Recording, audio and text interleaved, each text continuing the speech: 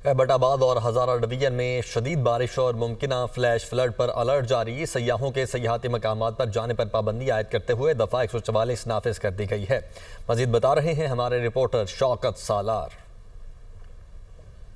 जी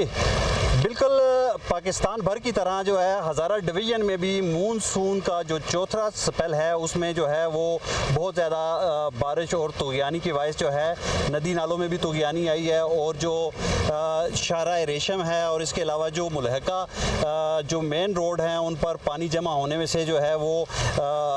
traffic का निज़ाम है जो दरम बरम हुआ है। इसके साथ साथ मैं आपको बताता चलूँ कि कमिश्नर हज़ारा ने जितना भी हज़ारा डिवीज़न के अंदर जितने भी डिस्ट्रिक्ट हैं वहाँ पर दफ़ा 144 दरिया और नदी नालों के किनारे जितने भी स्पॉट्स हैं उन पर लगा दिया है और उसके अलावा सयाहों का जो है वो हज़ारा डिवीज़न में दाखिले पर मुकम्मल तौर पर पाबंदी लगा दी गई है। गुज़िश्ता रात हमारी बात हुई जब कमिश्नर हज़ारा से, तो उन्होंने बताया है कि हम अपने आने वाले जितने भी मेहमान हैं उनको इस बात से आगाह करना चाहते हैं कि उनकी जान और उनकी सेहत की खातिर